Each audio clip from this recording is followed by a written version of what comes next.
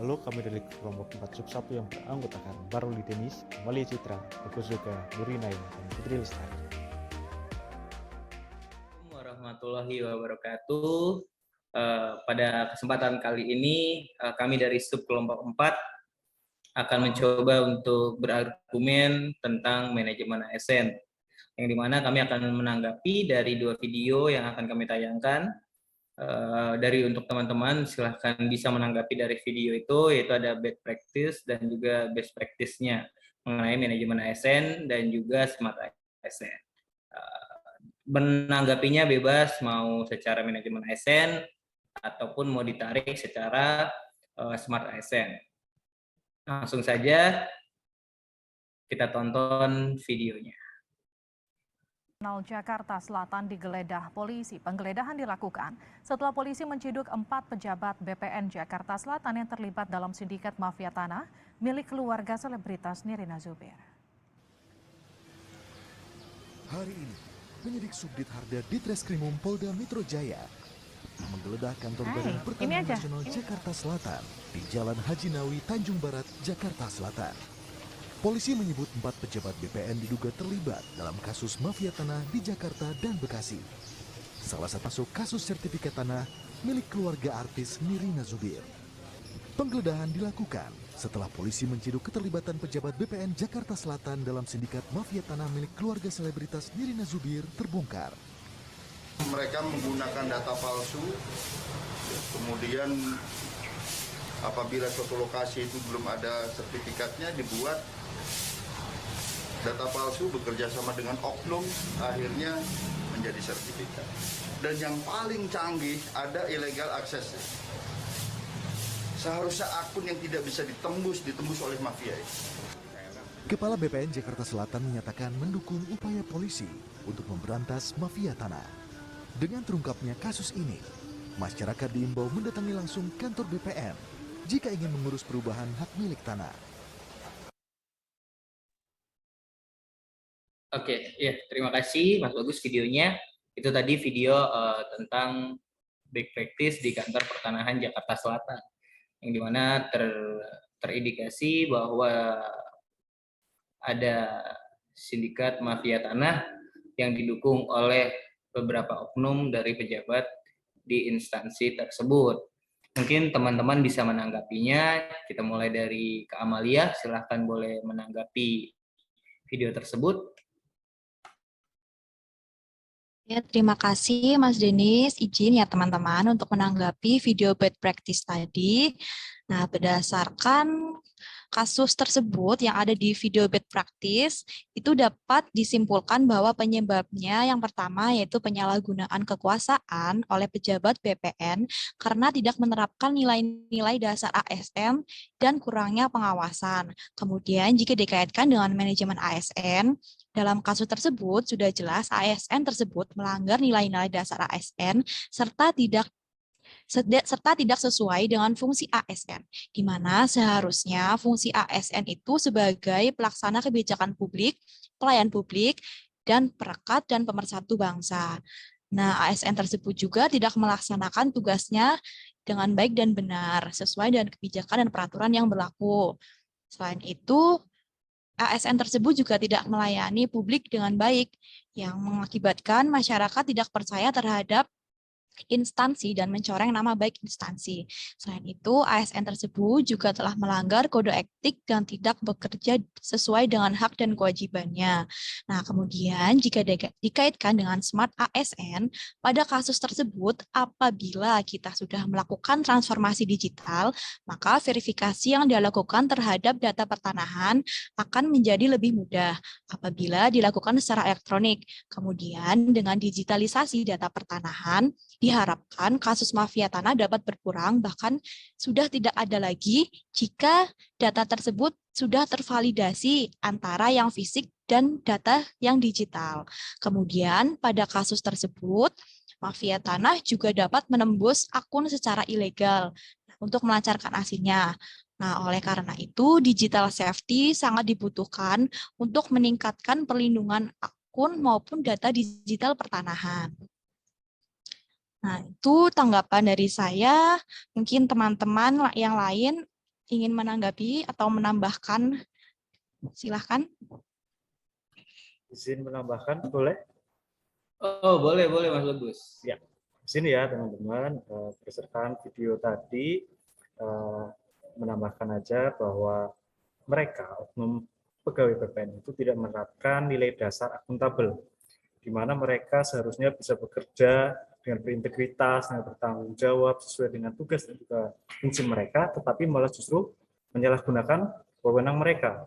Itu seharusnya dengan sadar dan dengan sesungguh-sungguh mereka itu menerapkan bagaimana nilai-nilai dasar juga prinsip-prinsip ASN.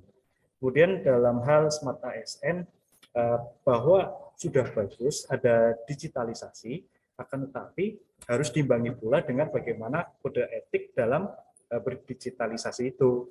Kode etik digital, perilaku digital yang baik supaya kita juga bisa memanfaatkan itu dengan baik. Karena tujuannya kan untuk mempermudah pekerjaan kita. Itu, terima kasih.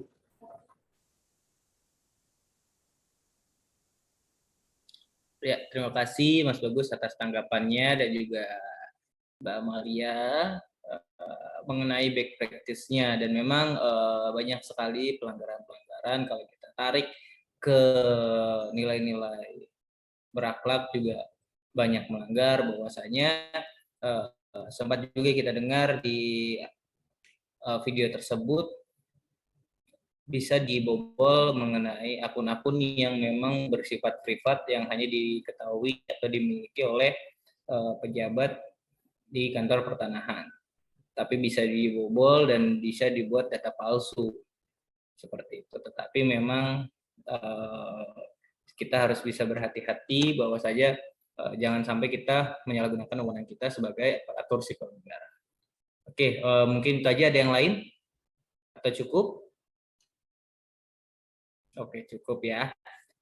Dan selanjutnya untuk best practice-nya, silahkan untuk Kak Putri.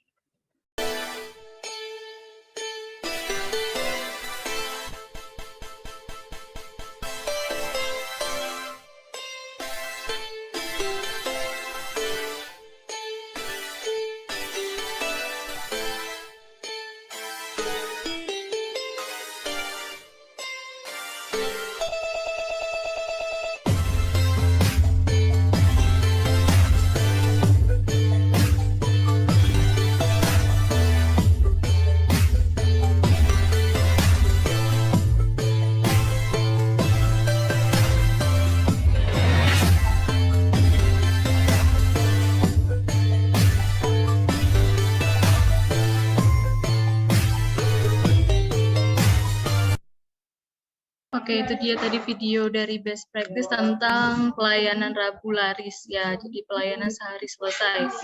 Oke, untuk teman-teman boleh berpendapat. Mbak Nur Inayah, silakan Mbak. Terima kasih kepada Saudari Putri sebagai moderator dan teman-teman.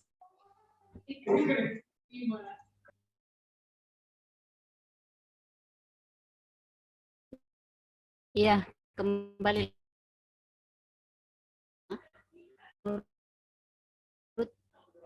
Wujud dari pelayanan prima itu diwujudkan dengan salah satunya menghadirkan layanan dalam bentuk inovasi,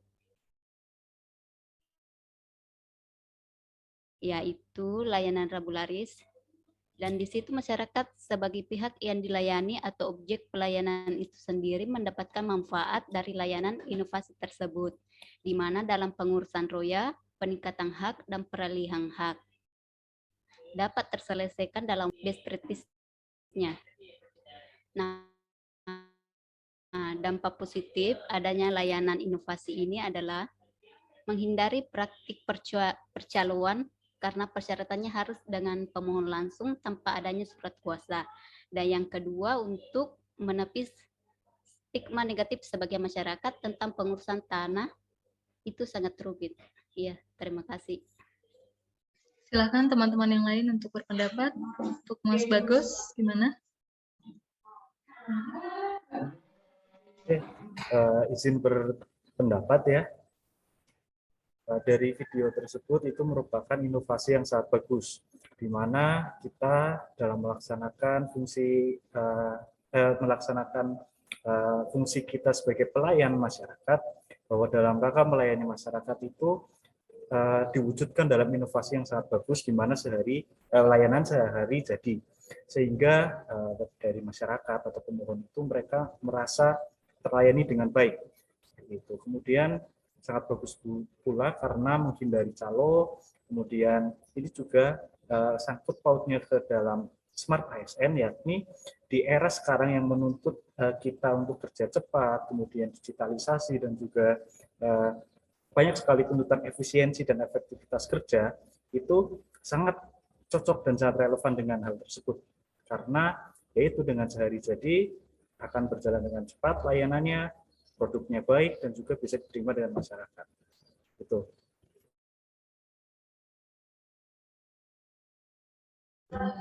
Baik, terima kasih untuk pendapat dari Mbak Nurinaya dan Mas Bagus. Sepertinya cukup ya, tidak ada pendapat lain. Baik, jadi intinya kesimpulan dari video best practice ini tentang layanan Rabu Laris atau layanan sehari selesai itu merupakan inovasi yang menerapkan salah satu fungsi ASN sendiri, yaitu pelayanan publik, dan telah menerapkan manajemen ASN baik dalam kinerja ASN dan menerapkan smart ASN juga ya tadi, seperti digitalisasi dan integritas serta profesionalisme teman-teman yang telah membuat inovasi layanan ini. Dan itu juga bisa mengurangi tadi calo dan stigma negatif tentang pelayanan pertanahan. Mungkin sekian saja ini untuk video best practice. Mungkin penutupnya boleh Mas Maruli, silahkan. Ya, terima kasih Mbak Putri, dan terima kasih juga atas teman-teman. Sebelum kita tutup pembicaraan pada diskusi pada kesempatan kali ini, mungkin ada closing statement dari teman-teman yang mau ditambahkan mengenai best practice ataupun best practice-nya mengenai manajemen ASN dan juga ada smart ASN. Dipersilahkan waktu dan tempat.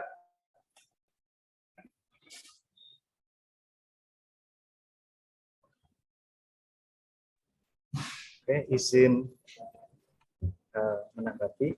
Jadi kalau dari saya, dari penerapan best practice dan juga bad practice itu menjadi pembelajaran bagi kita. Bagaimana penerapan manajemen ASN, smart ASN, dan juga nilai-nilai dasar ASN, dan juga banyak sekali kode-kode etik dan juga perilaku dalam penerapan di keseharian. Bagaimana kita menghindari bad practice yang telah dicontohkan tadi, dan bagaimana kita nantinya bisa menerapkan best practice itu.